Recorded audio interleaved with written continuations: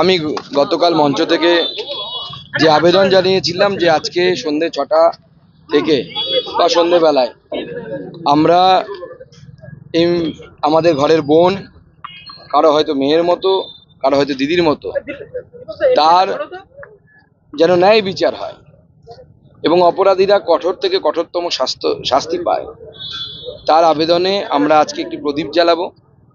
আমি সেই প্রদীপ নিজে এসে পরিবারের সাথে ওনারা সঙ্গে ছিলেন, আমি নিজে জ্বালালাম। এমনিতে পরিবার অত্যন্ত দুঃখের মধ্যে আছে, সেজন্য তাদেরকে বেশিক্ষণ ডিস্টার্ব করা আমারও ইচ্ছে ছিল না এবং ওনাদের যতটা তাড়াতাড়ি আমি ওনাদের কাছ থেকে বিদায় নিলাম। ওনারা বলেছেন আন্দোলনটা চালিয়ে যেতে সবাইকে, শুধু আমাদেরকে না, যাতে ন্যায় বিচারটা হয়। ওনাদের সন্দেহ হচ্ছে যে আন্দোলনটা থেমে গেলে ন্যায় বিচারটা মনে হয় আর হবে না। সেজন্য আমি আমার তরফ থেকে আবেদন জানাবো সকলকে, irrespective of political colour, irrespective of organisation, যে সবাই মিলে এই অন্যায়ের প্রতিবাদ যেভাবে চালু আছে আরো তীব্র থেকে তীব্রতর এর প্রতিবাদ হওয়া উচিত। সুপ্রিম কোর্ট বলেছে যে যে জায়গা ঘটনাস্থল প্রিয়, যেখানে মার্ডার হয়েছে, রেপ হয়েছে, অরক্ষিত ছিল। সিপি বলছে সুরক্ষিত ছিল, কর্ডন করা ছিল। আজকে ভিডিও তো বেরিয়ে গেছে, আপনারা দেখেছেন তো সেই ভিডিওতে, এবং এখন বোঝা যাচ্ছে আমাদের পশ্চিমবঙ্গের স্বনামধন্য সিপি সাহেব কেন মিডিয়ার উপর দোষ চাপিয়েছিল। যে মিডিয়া এমন একটা প্রচার করছে, উনি বলেছিলেন যে পুলিশকে জনতার শত্রু বা পুলিশ বের হতে দিচ্ছে না সমস্ত কিছু তদন্তে, এরকম একটা প্রমাণ করার চেষ্টা নাকি মিডিয়া করেছে। তা আজকে এই জন্য মনে হচ্ছে আমাদের যে উনি এই কথা তখন এই জন্য বলেছিলেন যে আজকে যে ভিডিও আমরা দেখতে পাচ্ছি এ তো ক্রাইম স্থল, মানে যেখানে ক্রাইম হয়েছে সেই জায়গা নাকি গরু চড়ার মাঠ, সেটাই তো আমরা বুঝতে পারছি না। মাঠে যেভাবে গরু চড়ে বেড়ায় সেরকম তো সেদিন ওই ক্রাইমের জায়গায়, যেটাকে এখনো পর্যন্ত আমরা জানি ক্রাইম স্থল, আমি জানি না, হয়তো হতে পারে অন্য জায়গায় ক্রাইম করে ওখানে রাখা হয়েছে।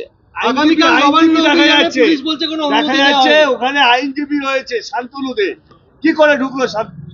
দেখুন, এই প্রশ্নটা তো আমরাও করেছিলাম, বিশেষ করে একটি সর্বভারতীয় চ্যানেলের স্টিং অপারেশন যখন বাইরে চলে এলো, তখন তো সেই যিনি পোস্টমর্টম করেছিলেন, পোস্টমর্টম টিমে ছিলেন মহিলা ডাক্তার, তিনি তো বলেছিলেন একজন আইনজীবী ছিলেন এবং বিভিন্ন প্রভাবশালী ব্যক্তিরা এসেছিল।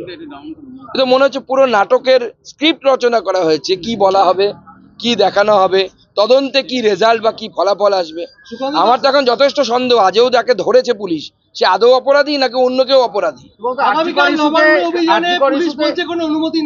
কোনো অভিযানের অনুমতি হয় নাকি? কোন আইন অনুসারে পুলিশ ন্যায় সংহিতার কোন ধারা অনুসারে অনুমতি দেবে? ইন্টিমেশন হয়।